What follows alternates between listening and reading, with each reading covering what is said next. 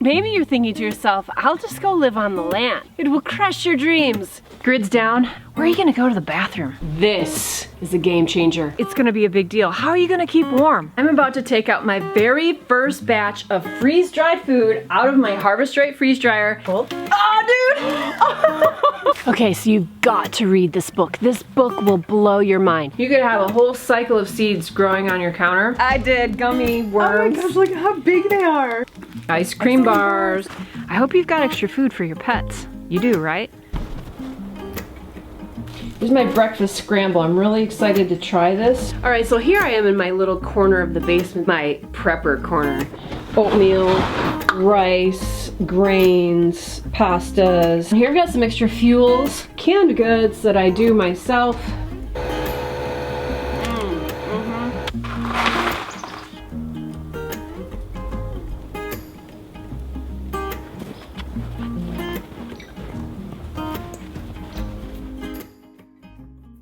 All right, here's the deal. There's wars, there's pandemics, but more often, there's a power outage. Could you and your family shelter in place? Could you stay at home without power for 2 weeks? That's what we're gonna look at today.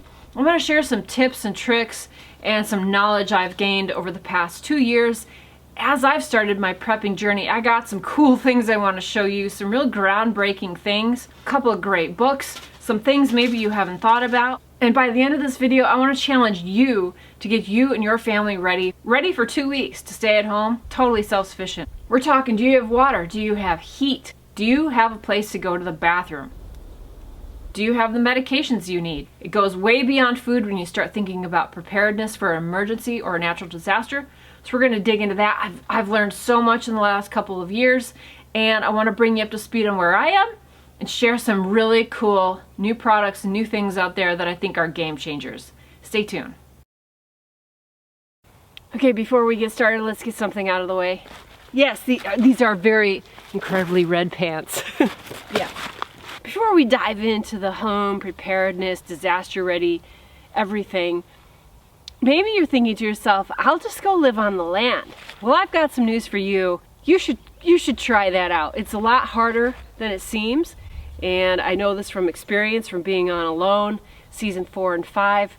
If you go out into the woods with just very little and try to live off the land, it's gonna crush you.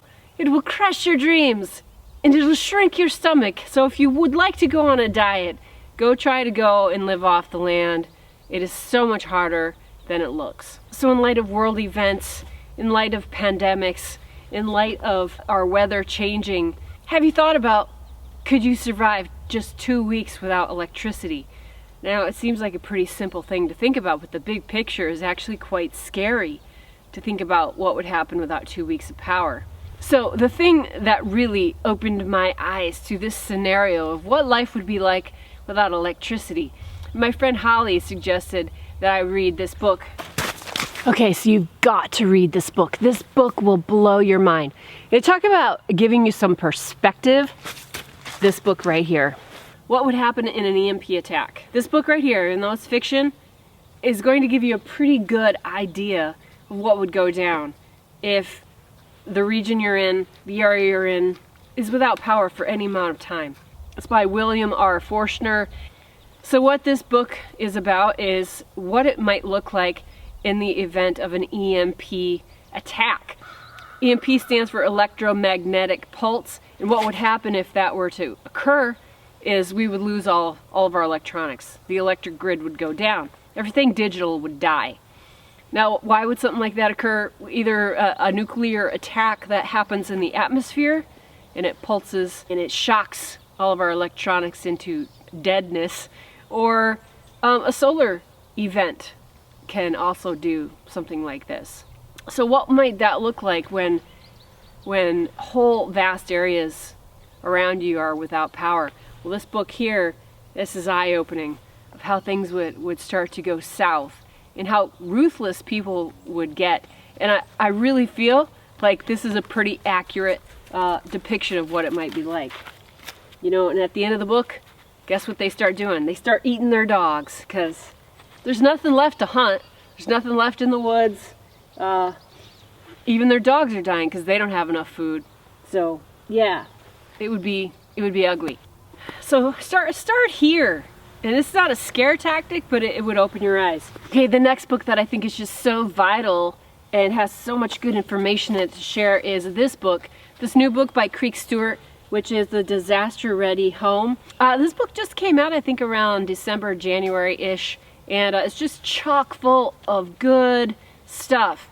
Good ideas to get you ready at home for the unexpected. A lot of people confuse the term prepping with fringe lifestyles and fringe ideas, but really it's just prudent to make sure that you and your family, have the means to take care of yourself in the event of a disaster or an emergency. It doesn't have to be some apocalyptic thing.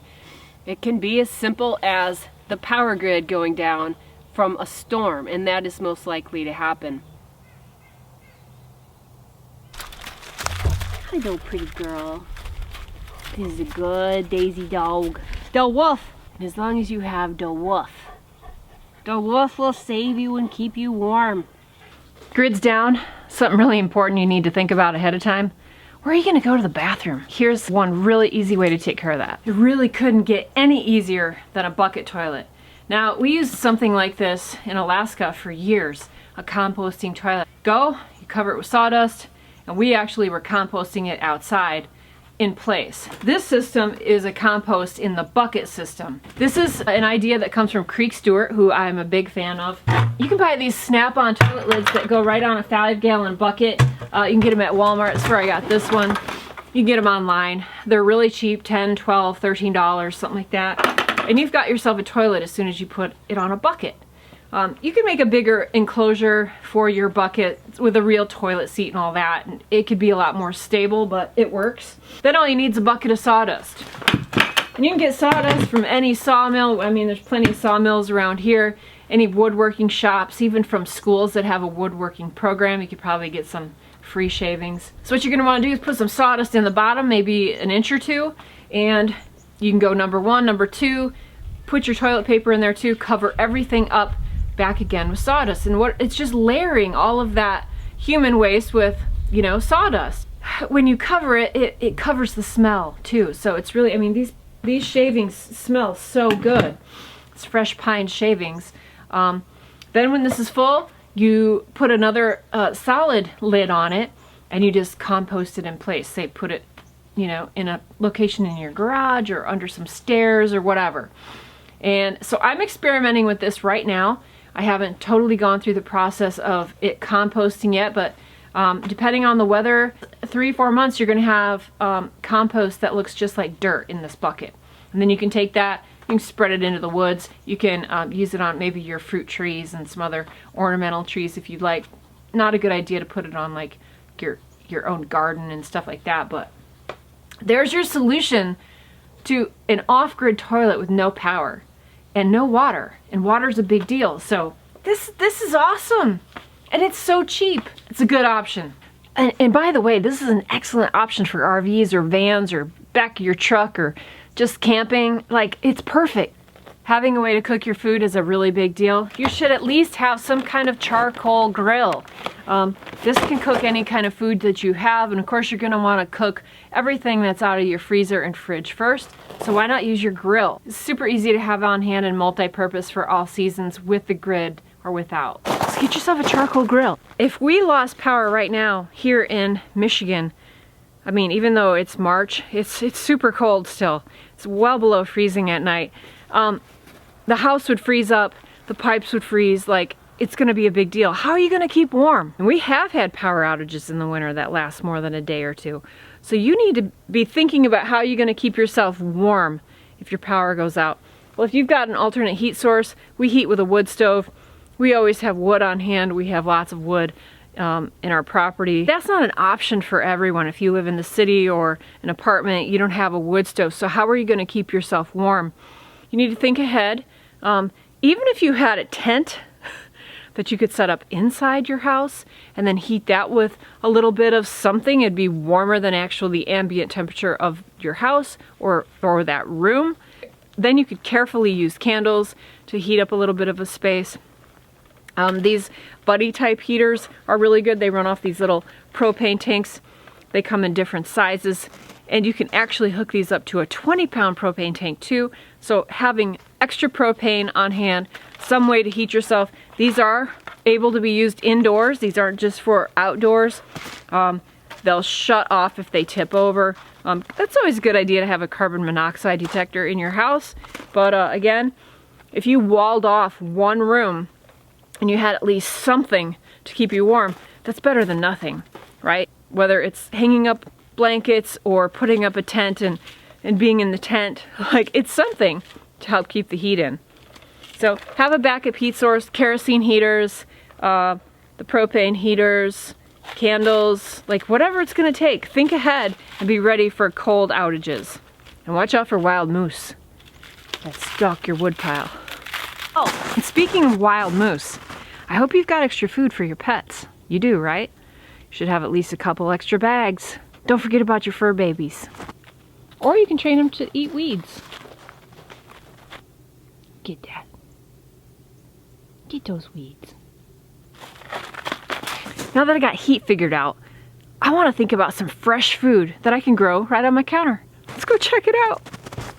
Okay, I gotta say, one of the coolest things you can do with so little effort to get yourself some fresh food is to sprout some seeds. You're probably most familiar with like alfalfa sprouts, or you know, the kind you're just gonna find normally in like a salad bar, in a sandwich. Super good. This one here is a zesty sprouting mix with clover, fenugreek, and radish seeds. And then this one here is your typical mung seeds. But these are known as like bean sprouts. So, you know, these are just the typical Asian bean sprouts that you're gonna find in chicken pad thai and other Asian dishes that are just so delicious. Now this is an actual sprouting jar, and it cost me, I think, $6. Got this nice little steel grate on the bottom for drainage, and just a plain jar. These are just wide mouth canning jars with a piece of cheesecloth over just a regular ring. So what I did was took 2 tablespoons of the seeds with 3 times as much water, soaked them overnight, drained them again, and then I just set them in a corner of my kitchen on the counter in a bowl like this so they could drain. And then I think I've had these growing for about 5 days. These have been growing for 4 days or so. So this variety here took absolutely no soil, no effort. Put them in the jar, rinse them out twice a day, put them back in the bowl, forget about them. It's just been wonderful. Now when they're just about ready, looks like they're just about ready to eat, you can add back some chlorophyll to them by putting them in the sun. You can see here, the only place I had is a little patch of sun coming through my window by my couch, so I set them there. But wow, what a great way to have some fresh greens in your diet when it's not gardening season and whatnot. But let's try the spicy mix. Yeah, I can taste the radish. It's just really subtle. That is really nice. But holy cow, you could have a whole cycle of seeds growing on your counter with very little effort. Now they do sell screens that you can buy and just put over the ring of your jar, which I have ordered some, so they're coming. But here's the alfalfa. This is an absolutely amazing way to get some fresh greens when the grid's down, when it's not gardening season, like any time of the year. A few days, you can just keep these seeds rotating in and out. You can have greens all the time, fresh and ready to go. That tastes so good. These seeds are gonna last a long time in storage. You're gonna wanna store them just like you would any other product, with some O2 absorbers, and just forget about them. Put them in a dark, cool place. You're probably gonna get 10 years out of these. You can buy this stuff in bulk too, and I'll put a link below so you know where to get it. In this package is something I didn't think you could get your hands on. I'm still blown away that I can have this on hand in my house. This is a game changer. You know what's in here? Emergency antibiotics. I couldn't believe it when I found this company. They reached out to me and said, hey, do you know we exist, and would you like to check out our selection of emergency antibiotics? And I'm like, why, yes, I would. I get sponsorship requests all the time. I turn down 99.9% of everything that comes across my email. But this one was interesting. Look at this inside. I have 5 different types of antibiotics in here. And this guide helps me decide where and how I would need to apply my situation to which antibiotic I should take. Now this is totally legal to do. It's telemedicine, so you have a consult with a doctor to determine if you have any special needs or concerns. It's $259, I think, for this pack of emergency antibiotics. And then it's sent to you in the mail. So pretty amazing. This was prescribed to me. You can order these emergency antibiotics once every year per person. You've got it on hand for whatever emergency you might need, but this would be great for traveling overseas, or if you're in a remote adventurous kind of situation, an expedition, where you're gonna have difficulty finding medicine if you need it. This is it. This is the answer to take care of yourself. Now, what I think is kind of insulting in the real world is that you can't sort of self-diagnose. And I don't always think that's helpful. For instance, my daughter suffers from strep throat all the time. Like, I know what the signs and symptoms are. I know what to look for. She knows what it feels like and what it looks like. But I have to go to the doctor. They have to do a swab test and write her a prescription for a Z-Pack. And I'm like, oh, why? We know exactly, we've gone through this so many times, we know exactly what's going on. She just needs a Z-Pack. But it can't happen without that signature. Maybe you're in the backcountry and you're developing this strep throat. You know exactly what to do and you can jump on it. Maybe you've got a puncture wound and you're in the backcountry. Maybe it's a bite wound. You're gonna wanna treat that with an antibiotic before it gets out of hand. Before you can reach a regular doctor. You have the power to treat that yourself. Traveler's diarrhea, there is an antibiotic for that. This guide helps you completely figure out like how to dose yourself and what kind of an ailment or an injury you may want to use these antibiotics for. Do you have pneumonia? Do you have a bite wound? Do you have sinusitis? And which antibiotic should you take? Have you been exposed to anthrax or the plague? Do you have a urinary tract infection? Do you have a skin infection? Tetanus infection? Do you have giardia? If you think you have pneumonia, then you would take some doxycycline.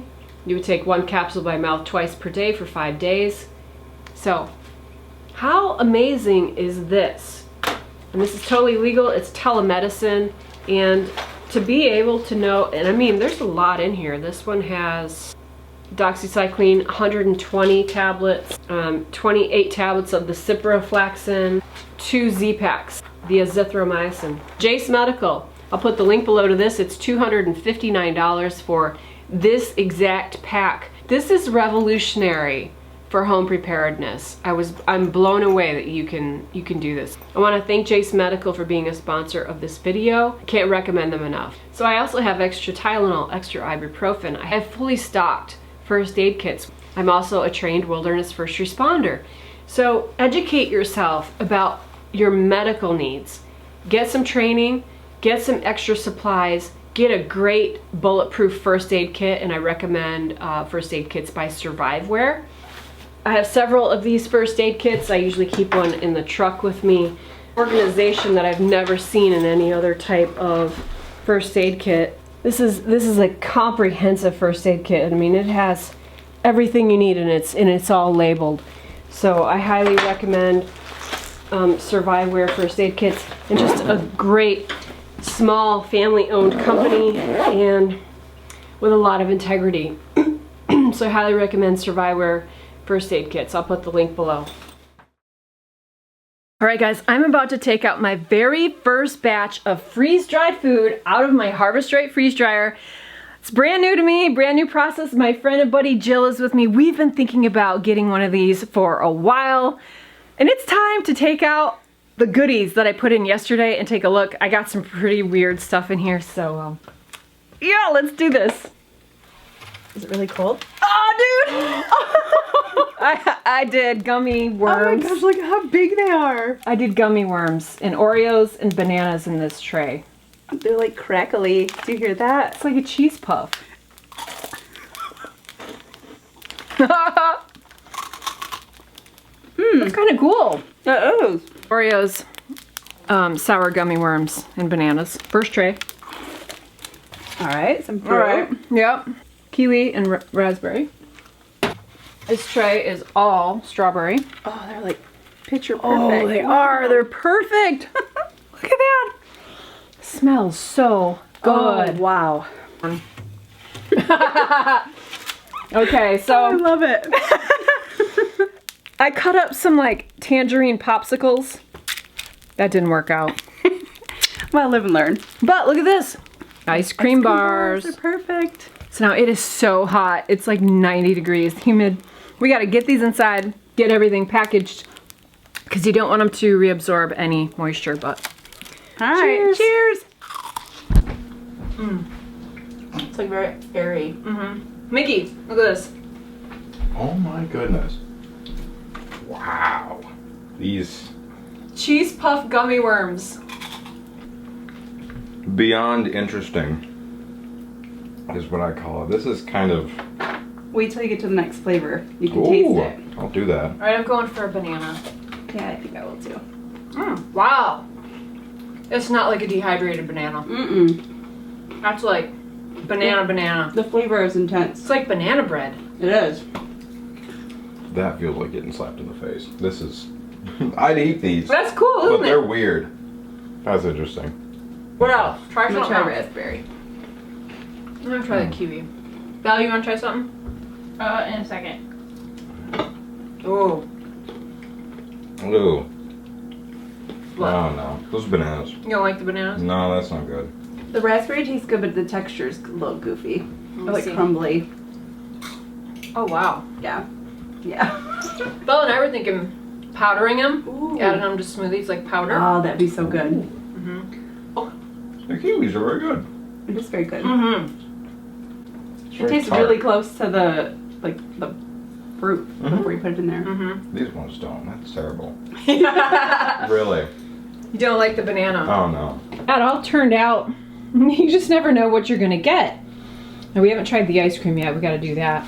Then we're gonna load these trays up with something new and do another round. So let's talk about this freeze dryer for just a minute. This is a Harvest Straight freeze dryer. This is their medium-sized dryer. This was sent to me complimentary from the company to check out.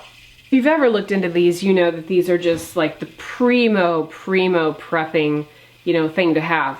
These are really easy to operate too. You just follow the directions on the touch screen and away you go.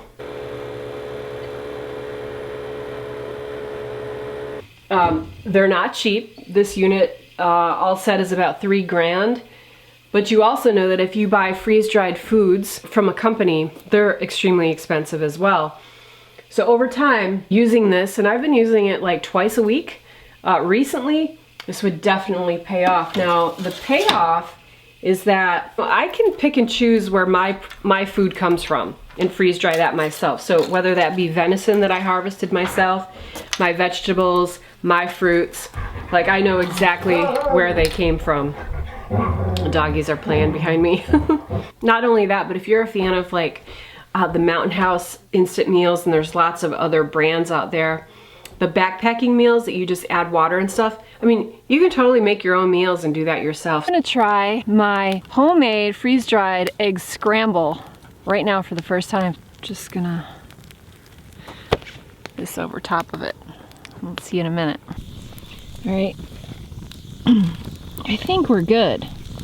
It has reconstituted really nicely. Haha, Tabasco. That's what it looks like. Open up. That's good. Yes. I could not be more impressed with how this thing works. Everything from ice cream bars to gummy worms. It has been so fun to experiment with the things that you can freeze dry.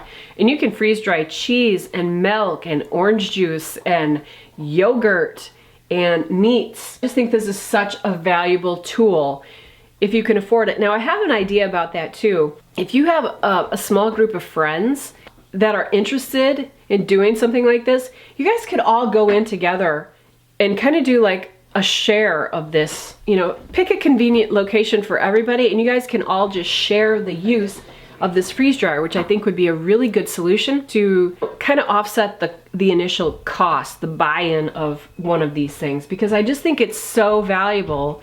The quality of food, the nutritional value, I mean, it all stays there when you freeze dry things. And not only that, but the shelf life is like, you know, 20 years. If you package this stuff correctly, with Mylar bags and the O2 absorbers, I mean, these strawberries are going to be around for 20 years looking just like this. And to rehydrate things, you just simply add water back and they turn back into their former selves. I personally like a lot of things. I like the texture and taste of a lot of things purely freeze dried. I did 5 pounds of Honeycrisp apples the other day and they're pretty much all gone. I just put them in baggies and I just eat them like as a snack. And I don't do that with regular apple. And same with these strawberries. I put like baggies of stuff in my truck and I take them places and it's you know, my go-to snack, and I just really enjoy the taste and the flavor and the crunch of a lot of freeze-dried foods. You guys know, like a number 10 can, which are just those big cans of like freeze-dried strawberries like this, it's like 30 bucks. I mean, it's really expensive. This way too, you can really capitalize on sales. You know, like I did here, these strawberries were $1.49. So that's a really good deal. You can take advantage of things that are in season. You can take advantage of things that are on sale. It does.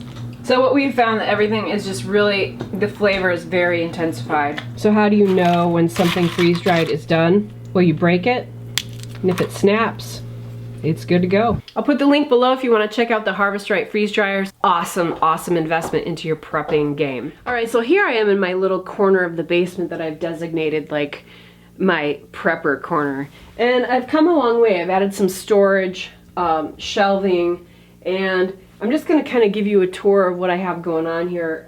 And the kitty. Hi, baby. She's my basement kitty. All right, so let's start over here. This is kind of like my water supply. These here are empty buckets as for now. There's my toilet system. There's buckets of sawdust and my toilet is on top.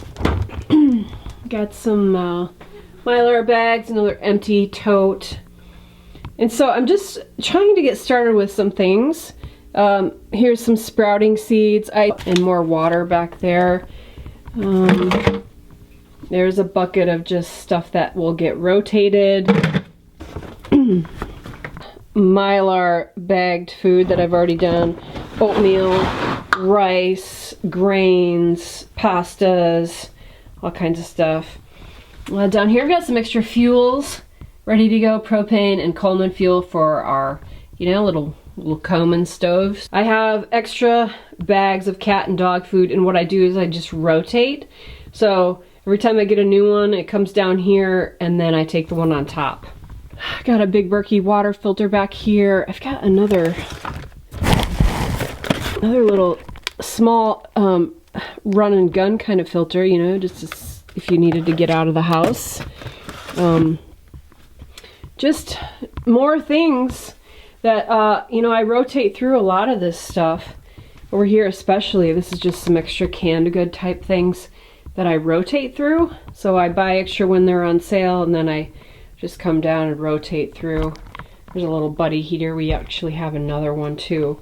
But then of course I have canned goods that I do myself throughout the year, and then we eat those up too. So maple syrup and pickles and peaches and tomatoes and venison and grape juice. So the thing to remember about doing all this is you do it a little bit at a time. I mean, I just slowly add to this whenever I think about it, and if I'm at the store, if something's on sale, I'll add it up. It's nice to have Mylar bags and oxygen absorbers on hand so that when you do get something extra, you can, you know, get right on it and, you know, take care of it and add it to your supplies. What I really need to focus on now, I feel like, is cataloging what I already have, so I actually have a good running knowledge of like, you know, what I have and how long that would last. I also need to get more fruits and veggies and more meat. So I'm gonna be utilizing that freeze dryer quite a bit this year and stockpiling more of those kind of things, those really long-term fruits, vegetables, and meats that I can do and put in Mylar bags. Oh, you know what I haven't talked about? Garden seeds. Such a good idea to have garden seeds. Now I need to package these up. I'm gonna put these into Mylar bags with oxygen absorbers, but gosh, you should have some garden seeds on hand. I know a lot of people started gardening during the pandemic, and that's a wonderful way to grow your own food, of course, and know what you've got and be more self-sufficient. So even keeping seeds long term is a good idea. In a previous video, I talked about whether you should buy the pre-done, survival food buckets or whether you should do it yourself. I only have one here from my Patriot Supply. And I just feel like you can do a better job on your own and you can do it more economically. Just buy some Mylar bags and oxygen absorbers and get started on your own food storage. Some of the more basic food storage buckets tend to be pretty carbohydrate heavy. And the cheap carbs like rice and pancake mix and potato soup mix, and I feel like you can do a better job yourself, and then you can specialize also in your fruits and veggies and your meats. You can supplement with all that on your own. I think you can do a better job at it. So I recommend just doing it yourself, diving in. Creek Stewart has a whole section in his book, The Disaster Ready Home, about how to package the foods, how to catalog it, how to know how much you have. It's super helpful, so I really recommend you check out his book. Slowly but surely, I'm getting my ducks in order for food, water, sanitation, and medication. Super cool. All right, so here's your challenge. Are you and your family prepared to survive 2 weeks without electricity? Can you keep yourself warm, fed, watered, take care of your own sanitation? Do you have enough medication? Think about those things, guys, and I challenge you to get yourself ready for at least 2 weeks. Hope you like this video. Leave your comments below, and I'll also link to all the stuff I've talked about below. Comment section is the best place to interact with each other and learn new stuff. Thanks for watching. I'll see you in the next one. Squirrel in the woods. She gone. Oh, don't forget to get outside and get happy.